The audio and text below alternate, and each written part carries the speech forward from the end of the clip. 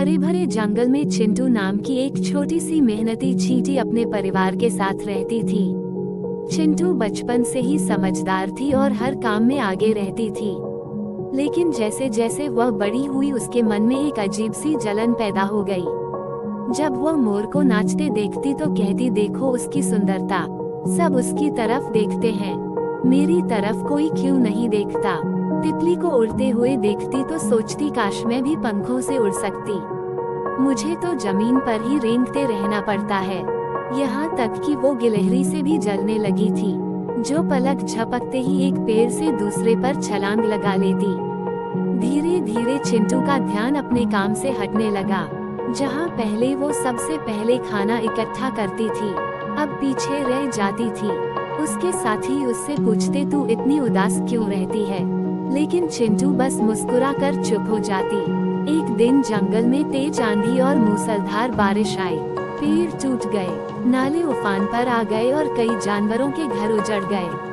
तितली के पंख भीग कर भारी हो गए थे, वो उड़ नहीं पा रही थी। गिलहरी का पेड़ गिर गया था और वो कांपती हुई जमीन पर बैठी थी। मोर की रंगीन पूंछ गीली हो चुकी थी और वो अपने पंख भी नहीं फैला पा रहा था। जंगल में हाहाकार मच गया, लेकिन चींटियों की कॉलोनी पूरी तरह सुरक्षित थी। उन्होंने गहरी जमीन में सुरंगें बनाकर अपना घर मजबूत बना रखा था। चिंटू ने जब ये हाल देखा तो उसके भीतर कुछ टूट गया। वो सोचने लगी, मैं जिनसे जलती रही, आज वो सब मुसीबत में है, क्या मैं कुछ कर सकती हूँ? फिर उसने एक निर्णय लिया।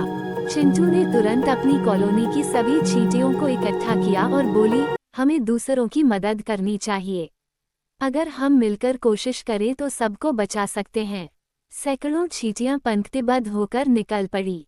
कुछ तितली को पीठ पर उठाकर सुरक्षित जगह तक ले गई, कुछ गिलहरी के लिए पत्तों का बिस्तर बनाने लगी और कुछ मोर के पंखों से पानी साफ करने लगी।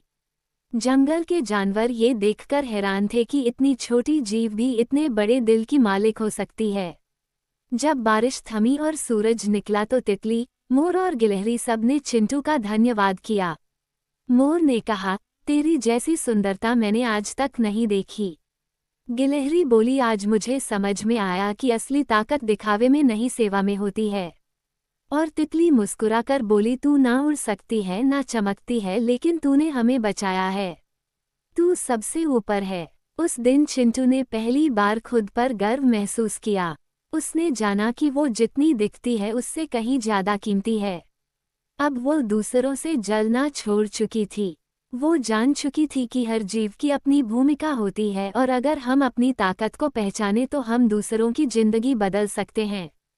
दूसरों से जलन करना हमें कमजोर बनाता है, लेकिन जब हम अपने भीतर की खूबियों को समझते हैं और उनका इस्तेमाल दूसरों की मदद में करते हैं, तभी हम सच्चे अर्थों में खास बनते हैं। छोटा होना कमजोरी नहीं है, जो बड़ा दिल रखता है वही असली बड़ा होता।